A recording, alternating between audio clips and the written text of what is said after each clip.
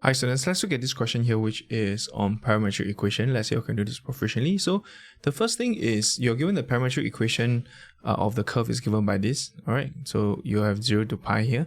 Find the Cartesian equation to this curve. So to find the Cartesian equation to this curve, meaning we need to get rid of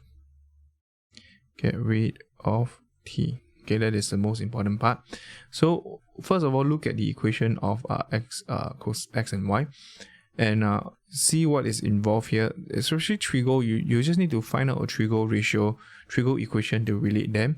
So if you see sine and cos, without a doubt, what you need to do is just write down sine squared t plus cosine squared t is equals to 1. You need to use this formula. Alright, so we know that sine squared t is essentially just x. Cosine t is y over 3. Okay, so sine squared t is x. Cosine square, so this will be y over 3 square equals to 1.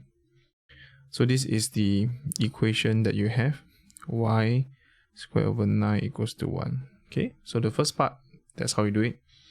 Very quickly, get rid of t by using any kind of equation. Trigo, just know what is involved and then just pick the one which you need. Okay, now sketch the curve. So I'm going to go through this now. Parametric equation just means that it's very important to look at the parameter because the parameter decides how the curve is going to look like. So this is x sine squared t equals to 3 cos t.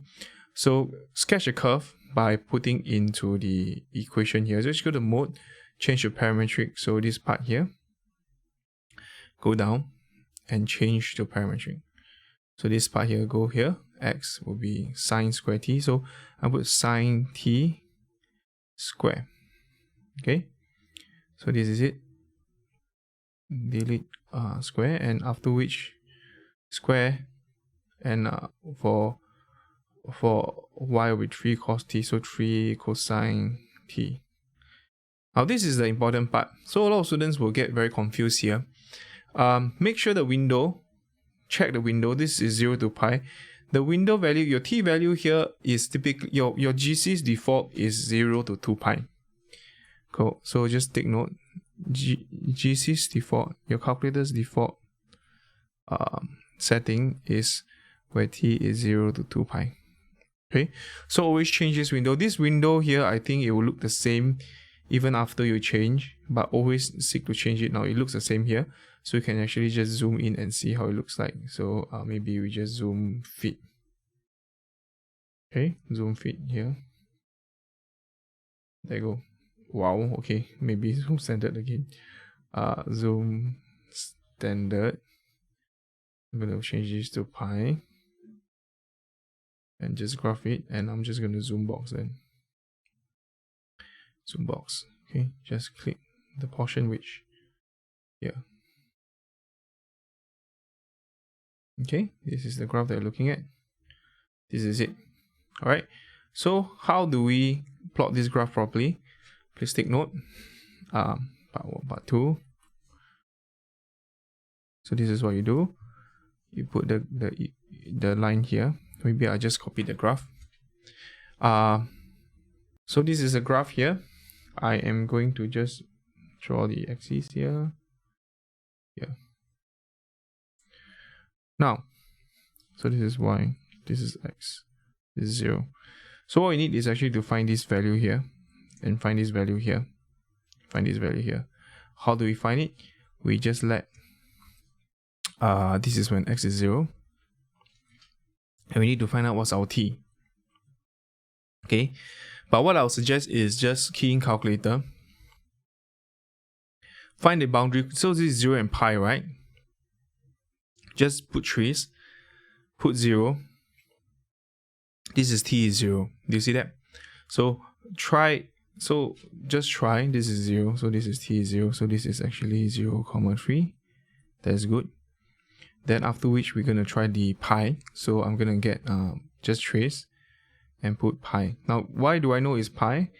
Because just try the boundary condition. T range from 0 to pi.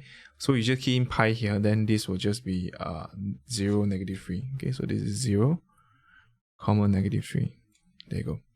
Now once done, we are going to just see trace and put 0 in the middle. So trace maybe pi over 2.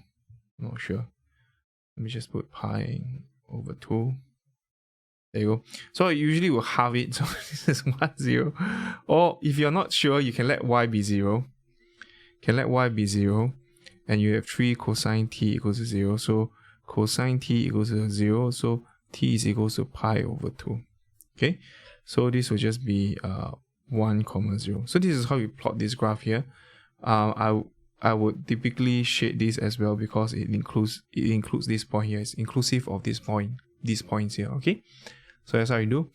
Now find the t at the point where the tangent is parallel to the y-axis. I think by observation it's just here. Okay. So this is the point which it passes through. But even if you don't want to, you can just dy dx.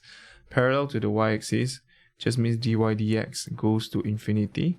Okay. Meaning the denominator goes to 0. So but anyway, we're gonna just part 3 dx dt here will just be this is x is sine square, so 2 sine t, differentiate this is cosine t, dy dt will just be negative 3 sine t, then dy dt, sorry, so dy dx will be negative 3 sine t over 2 sine t cosine t, and that will be for us negative 3 over 2 cosine t. Okay, so when as t goes, so dy dx goes to infinity.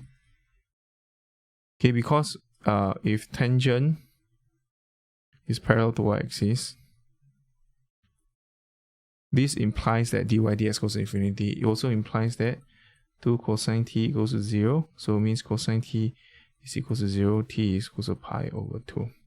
Okay, so hence you key in pi over 2 inside calculator, you realize you sub pi over 2 into these two equation here, you will get 1, 0. So hence point is 1, 0. So that's how you do this question here proficiently. If you have any questions at all, please let us know. Keep practicing. I'll see you in the next question.